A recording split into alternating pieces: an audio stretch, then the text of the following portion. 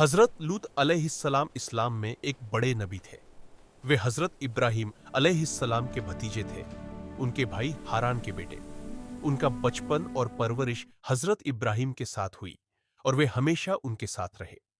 جب حضرت ابراہیم مصر سے واپس آئے تو فلسطین میں آباد ہوئے، جبکہ حضرت لوط علیہ السلام اردن، جارڈن کے علاقے میں سدوم، سوڈم اور آمورا گومورا نام کی بستیوں میں بس گئے۔ اللہ نے انہیں اسی قوم کی ہدایت کے لیے نبی بنا کر بھیجا۔ حضرت لوط کی قوم کے گناہ۔ حضرت لوط کی قوم بہت بدکار اور گناہ گار تھی۔ وہ مالی طور پر امیر تھے، لیکن اخلاقی طور پر بہت گرے ہوئے تھے۔ ان کا سب سے بڑا اور انوکھا گناہ یہ تھا کہ وہ عورتوں کو چھوڑ کر مردوں کے ساتھ گندا کام، سملینگکتا یا لیوات کرتے تھے۔ یہ عمل دنیا میں ان سے پہلے کسی قوم نے نہیں کیا تھا۔ وہ اسے کھلے عام اور بے شرمی سے کرتے تھے۔ اس کے علاوہ وہ راہگیروں کو لوٹتے، ڈاکہ ڈالتے، محفلوں میں بے حیائی کے کام کرتے اور اللہ کی نعمتوں کی ناشکری کرتے تھے۔ قرآن میں اللہ فرماتا ہے، سورہ الاعراف 7:80 سے 81، اور یاد کرو لوط کو جب اس نے اپنی قوم سے کہا، کیا تم وہ فحش کام کرتے ہو جو تم سے پہلے دنیا والوں میں سے کسی نے نہیں کیا؟ تم عورتوں کو چھوڑ کر مردوں کے ساتھ اپنی شہوت پوری کرتے ہو، بلکہ تم حد سے گزرنے والے لوگ ہو۔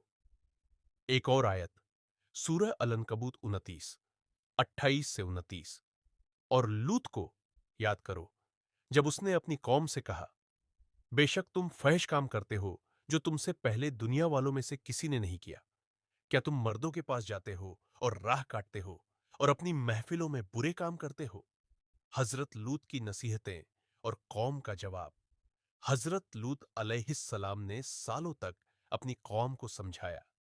وہ توحید کی دعوت دیتے، پاکیزگی کی زندگی اپنانے کو کہتے اور پچھلے قوموں کے عذاب سے ڈراتے، لیکن قوم پر کوئی اثر نہ ہوا۔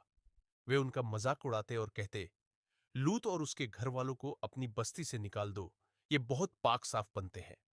سورہ ان-نمل 27:50-6۔ قوم نے چنوتی دی، اگر تو سچا ہے تو اللہ کا عذاب لے آ۔ حضرت لوط بہت پریشان ہوئے اور اللہ سے دعا کی کہ انہیں ان لوگوں سے نجات دے۔ قرآن میں فرمایا گیا، سورہ الانبیاء 21:74، اور لوط کو ہم نے حکومت اور علم عطا کیا اور اسے اس بستی سے نجات دی جو گندے کام کرتی تھی، بے شک وہ بہت برے اور نافرمان لوگ تھے۔ فرشتوں کی آمد۔ ایک دن اللہ کے فرشتے حضرت جبریل علیہ السلام سہت خوبصورت نوجوان لڑکوں کی شکل میں حضرت ابراہیم کے پاس آئے۔ انہوں نے بتایا کہ وہ سدوم کی قوم کو ہلاک کرنے جا رہے ہیں۔ حضرت ابراہیم نے اپنے بھتیجے لوط کی فریاد کی تو فرشتوں نے کہا کہ لوط اور ان کا خاندان بیوی کو چھوڑ کر محفوظ رہے گا۔ پھر فرشتے حضرت لوط کے گھر مہمان بن کر آئے۔ قوم کو پتہ چلا تو وہ گھر گھیر کر مہمانوں کے ساتھ بدکاری کرنے کی مانگ کرنے لگے۔ حضرت لوط بہت گھبرا گئے اور اپنی بیٹیوں کی شادی کی پیشکش کی، لیکن قوم نہ مانی۔ تب فرشتوں نے اپنی حقیقت بتائی اور کہا کہ عذاب آنے والا ہے۔ قرآن میں سورہ ہود 11:70 سے 81۔ جب ہمارے فرشتے لوط کے پاس پہنچے تو وہ گھبرا گئے۔ فرشتوں نے کہا، اے لوط، ہم آپ کے رب کے بھیجے ہوئے ہیں، یہ لوگ آپ کو نہیں پہنچ سکتے۔ آپ اپنے گھر والوں کو رات کے ایک حصے میں لے کر نکل جائیے اور آپ میں سے کوئی پیچھے مڑ کر نہ دیکھے سوائے آپ کی بیوی کے۔ عذاب اور نجات۔ صبح سے پہلے حضرت لوط اپنے مومن گھر والوں، بیٹیوں سہت کو لے کر بستی سے نکل گئے۔ ان کی بیوی جو کافر تھی اور قوم سے محبت رکھتی تھی، پیچھے رہ گئی یا مڑ کر دیکھا اور عذاب میں شامل ہوئی۔ اللہ کا عذاب آیا، زمین الٹ گئی، جھلجھلا آیا اور پکی مٹی کے پتھروں کی بارش ہوئی، پوری قوم ہلاک ہو گئی۔ یہ جگہ آج ڈیڈ سی کے پاس ہے اور الٹی ہوئی بستیوں کے نام سے مشہور ہے۔ قرآن میں سورہ ہود 11:82 سے 83۔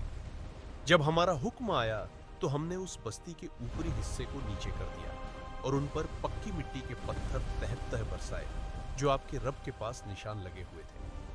حدیث میں ذکر حدیثوں میں بھی قوم لوط کے عمل کو بہت سخت لعنت دی گئی ہے۔